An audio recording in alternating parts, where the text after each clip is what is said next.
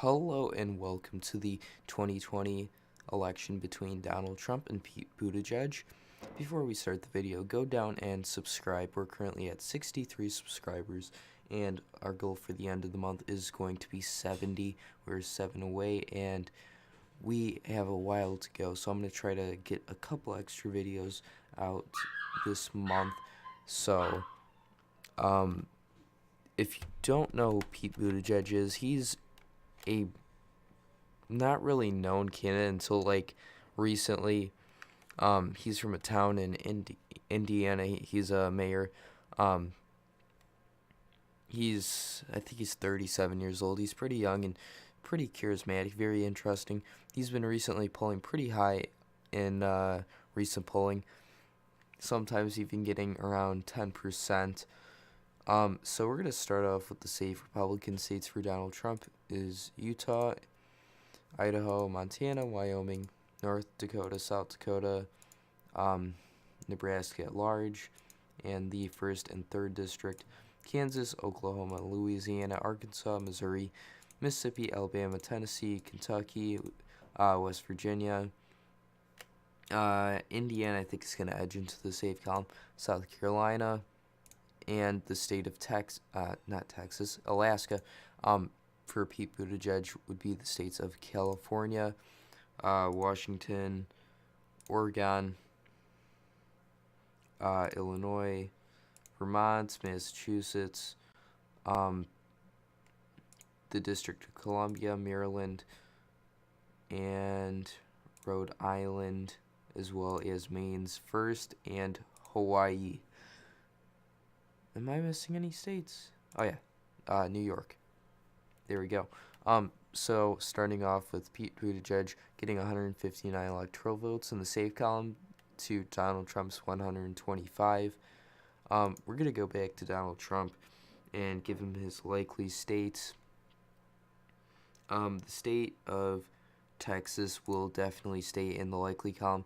Pete Buttigieg is not really popular in the South and Southwest, and there's not too much that has shown how he has done, but a lot of the progressive candidates do not do as well in this kind of area, which includes Texas, Arizona, Nevada's pretty split, Colorado's goes more along with them, as well as I could see Georgia and Florida and North Carolina in this loop that doesn't really appeal too much to progressive Democrats, so we'll see how much that takes effect.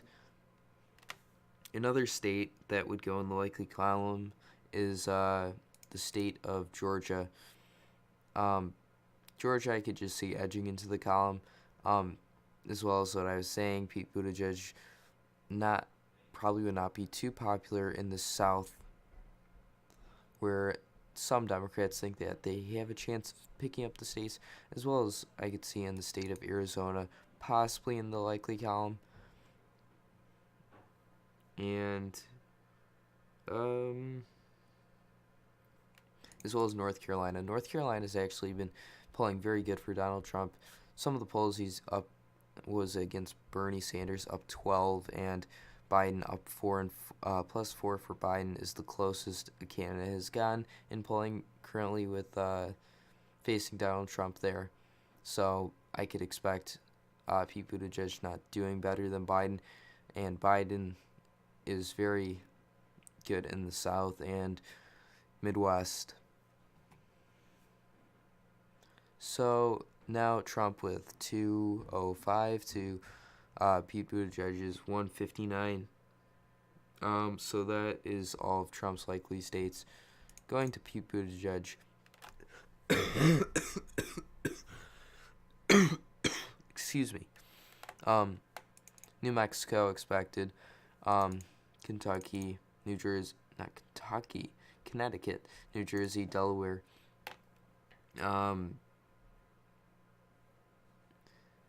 Let me look around. Yeah, that would be all the likely states. Actually, Minnesota actually could probably get into the likely column. going back to Trump now in the lean, a lot of polling has shown that Iowa is most likely to go to Trump again. Only in the cases of basically Biden, and it's basically tied with Bernie Sanders, and all the other candidates are way behind there. So it's most likely to go to Trump, so I'm going to put in the lean column, as well as the state of Ohio. There's not actually been any polling out yet, but the results of the 2018 midterms, there was no change in the House. They kept the governor's seat by around 3.5–4%, even though they lost the Senate seat. Sherrod Brown is very popular there, and he's probably one of the few people who could actually win the Senate seat.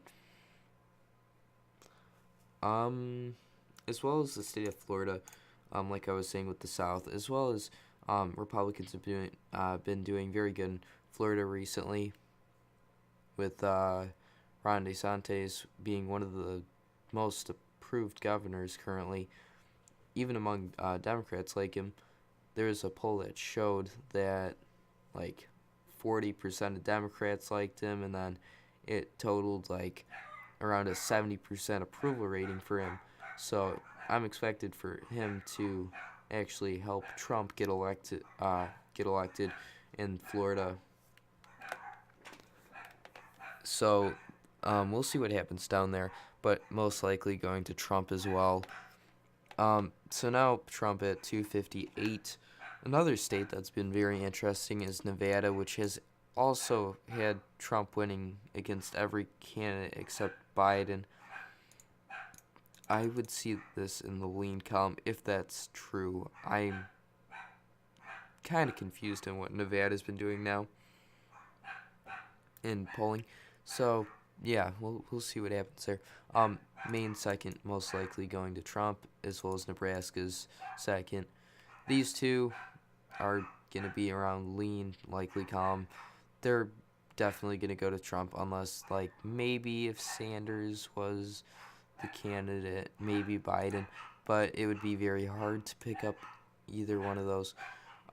So now Trump 266 to Pete Buttigieg's 198. We're going to go back to Pete Buttigieg. Virginia would be in the lean, Colorado in the lean, Michigan in the lean. Michigan has had most of the candidates around +4 to +8, so I'm expected for the Democrats to flip that state. Colorado is most likely to stay in the Democratic hands. There's not really any possibility for Trump to win there. Virginia has actually been doing a bit better for Republicans recently because of the problems with the governor there, and as well as people have been approving of the president recently more, which is interesting, according to Morning Consultant. New Hampshire could also see going to Pete Buttigieg. They support a lot of progressive candidates, as well as Maine at large. I could actually say in the likely column. I forgot to do that. So now Pete Buttigieg at 242 to Trump's 266, coming down to the states of Wisconsin and Pennsylvania.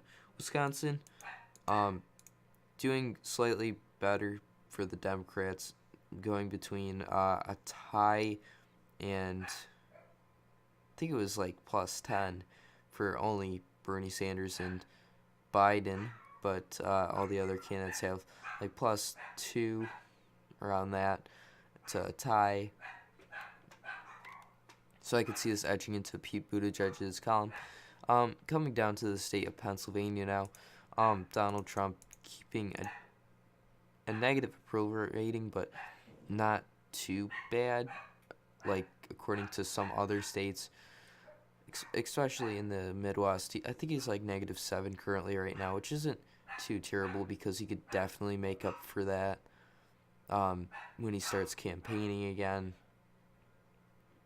And a lot of polling is showing around average of a +3 for the Democrats, but we'll see what happens there, as well as like it's going to be very interesting. Thank you for watching. Please go and like, subscribe, and hit the notification bell. Bye.